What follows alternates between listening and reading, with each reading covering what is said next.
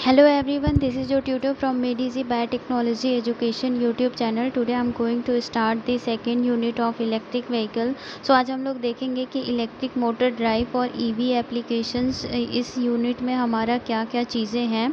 तो अगर हम लोग ऐसे ओवरव्यू में देखें तो सबसे पहले हमें देखना है कि ईवी मोटर का कॉन्सेप्ट क्या होता है, फिर ईवी मोटर का क्लासिफिकेशन हम लोग कैसे करते हैं, फिर उसके बाद ईवी मोटर का एप्लीकेशन जो ईवी मोटर का कंपैरिजन करेंगे ईवी एप्लीकेशन के लिए।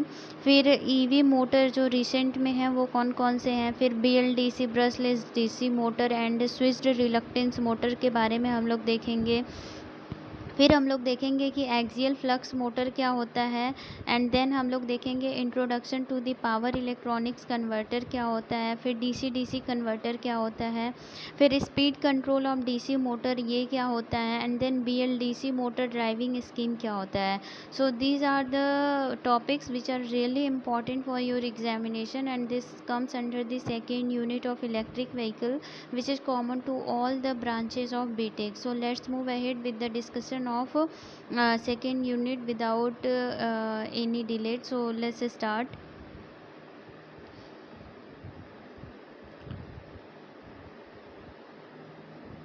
So the first question, which is discuss the concept of the EV motor. So हम लोग देखते हैं कि इलेक्ट्रिक व्हीकल मोटर क्या होता है।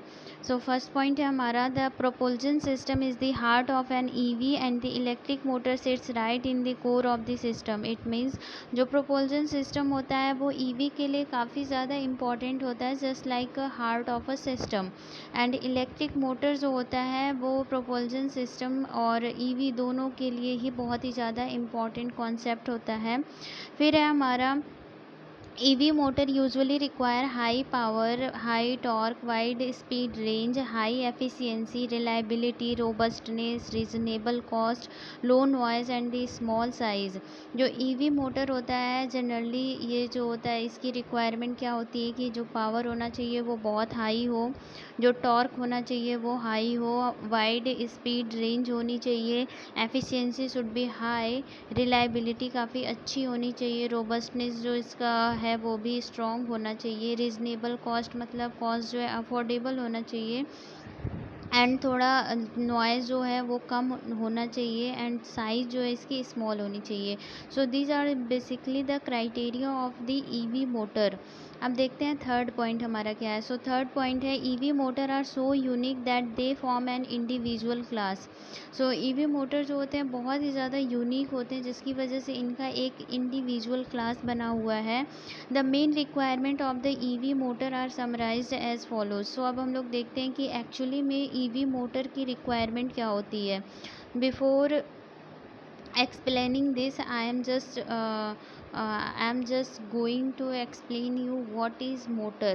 So motor क्या होता है in case of electric motor, electric vehicle. So motor जो होता है बैटरी में स्टोर इलेक्ट्रिकल एनर्जी को, बैटरी की जो इलेक्ट्रिकल एनर्जी होती है उसको जो है ये कन्वर्ट करता है काइनेटिक एनर्जी में, और ये काइनेटिक एनर्जी का यूज़ करता है व्हीकल के व्हील को रोटेट करने में।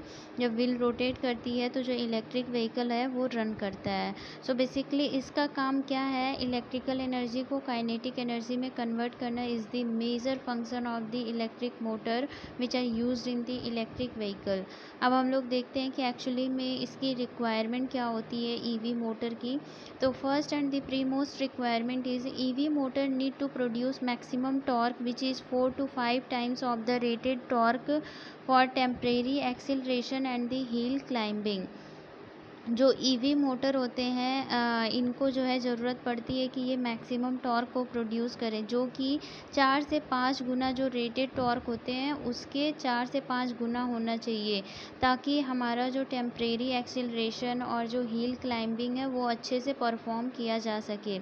सो EV मोटर का जो टॉर्क होना चाहिए वो काफ़ी ज़्यादा होना चाहिए, ये लगभग 4 से 5 गुना जो रेटेड टॉर्क है उससे 4 से 5 गुना ज़्यादा होना चाहिए, ताकि हिल क्लाइंबिंग और जो टेम्परेरी एक्सिलरेशन है वो ईज़िली परफॉर्म किया जा सके इलेक्ट्रिक व्हीकल से।